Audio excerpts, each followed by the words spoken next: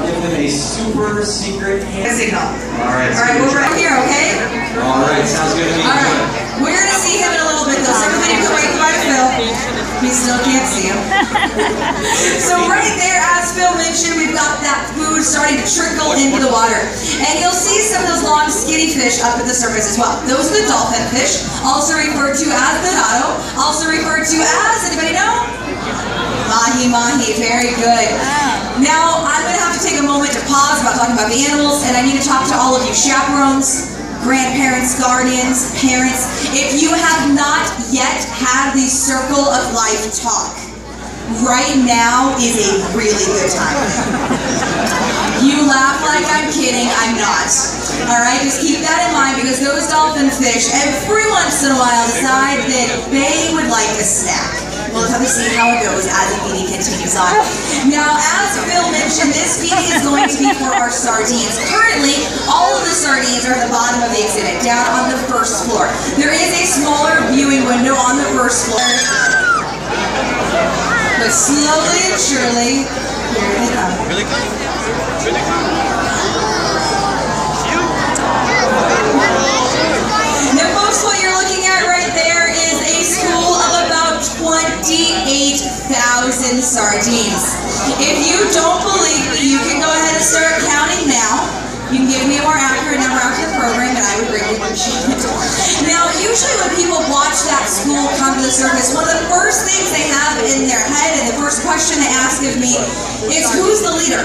Who is in charge of telling this group it's time to come to the surface? Well, they don't have a leader. They follow each other. They have sensory organs inside their heads that sense vibration and movement. So as one animal moves, the others are going to move along with it. When you're small and you fit in the mouths of the other fish in here, it pays to look big and move fast, which is what we will see here. You just kind of saw one of those dolphin fish going after one of those little sardines. It got away. It's fine. Nobody panic. But you will see those dolphin fish up around the side, and that is exactly what they're doing. They're waiting for one of those schooling fish to just basically not be paying attention, and that's when they'll get in there and get one. So it is very difficult to pick out one fish while looking at this sardine school. So let's just do a really highly scientific experiment really quick.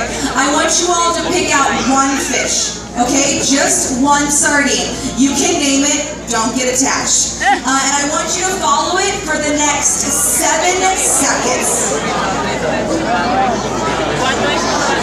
27,998. Whoops. Alright, I hope that wasn't the sardine that you just picked. Okay, so if it was, pick a new sardine. I want you to follow that sardine for the next 7 seconds. Ready? Go.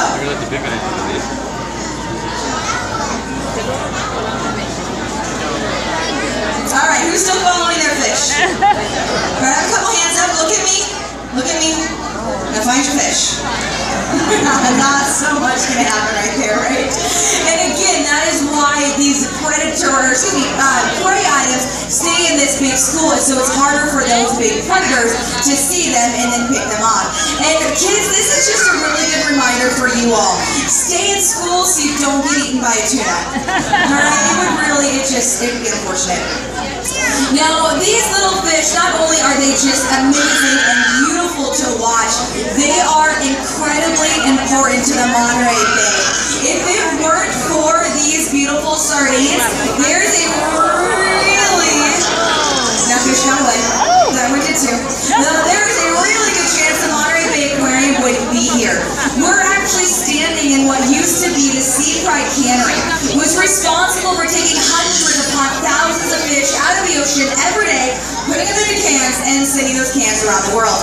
And in the 1920s and 30s, fishermen thought that these fish would last forever. They would never disappear.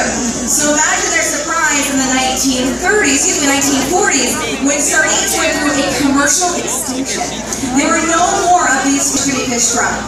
Now, thanks to policymakers putting regulations upon those fish, consumers, people like you and I, supporting those policymakers, and fishermen who also support the regulations, we're starting to see a bit of a comeback with some of the animals in the ocean, like these sardines. So if you are a sardine fan, you can continue to enjoy them.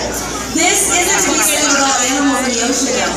There are some animals like these beautiful big bluefin tuna that you see that are still having a really hard time in the ocean. And again, as consumers, you and I, we can make a difference.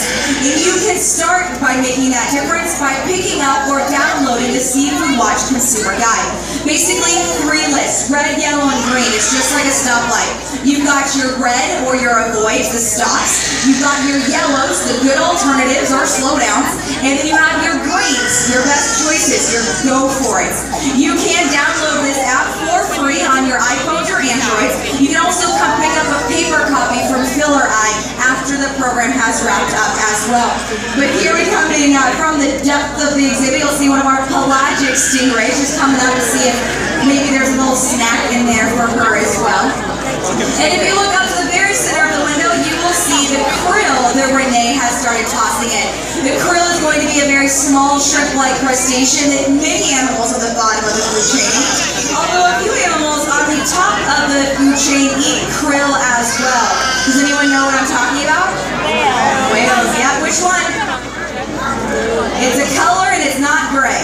Yeah, the blue whale. Good job. Yep, so blue whales and whale sharks are going to eat krill by the ton. And those are 2 of the largest animals on the face of our planet today, eating one of the smallest. So just a really good reminder about how the food chain really is connected to all animals that are in our ocean. Now folks, the sardines are going to continue to feed here for an extra few more minutes. Those mahi-mahi are probably going to continue to try and pick off 1 or 2 of them as well. If you would like to come pick up those Seafood Watch cards, again, myself and Phil, he's a real life guy, are going to hand out those pocket guides. We have sushi guides as well as West Coast guides. If you happen to live somewhere that's not the West Coast, make sure you head to the information desk before you leave today. Get a pocket guide that is more applicable to your specific region.